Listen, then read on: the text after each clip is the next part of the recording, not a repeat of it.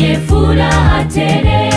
Miongoni mwa mambo matamu ambayo yanapendeza maisha ya wanadamu ni furaha. Hata kama tunatakiwa kufurahia siku zote, Mungu aliteua siku moja yenye furaha tele. Sabato ya Mungu, pia siku hiyo ni ishara ya uumbaji. Wanadamu twapaswa kuifurahia kwa sababu ni sikukuu kwa watu wote. Ni Sabato ya Mungu, pia siku hiyo ni ishara ya uumbaji. Wanadamu twapaswa kuifurahia kwa sababu ni sikukuu kwa watu wote.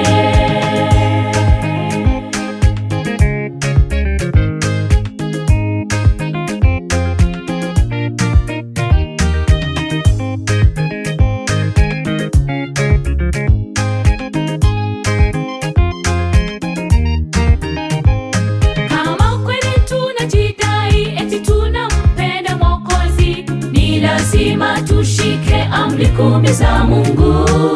Tujitahidi kutunza Sabato ya Mungu wetu. Tukifanya hivyo kwa umakini, tutabarikiwa. Kweli tunajidai eti tunampenda Mwokozi, ni lazima tushike amri 10 za Mungu. Tujitahidi kutunza Sabato ya Mungu wetu. Tukifanya hivyo kwa umakini, tutabarikiwa.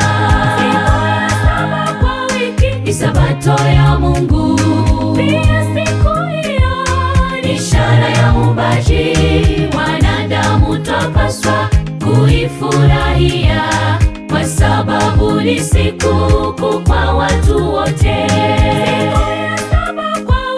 Ni Sabato ya Mungu, pia siku hiyo ni ishara ya uumbaji. Wanadamu twapaswa kuifurahia kwa sababu ni sikukuu kwa watu wote. Ni Sabato ya Mungu.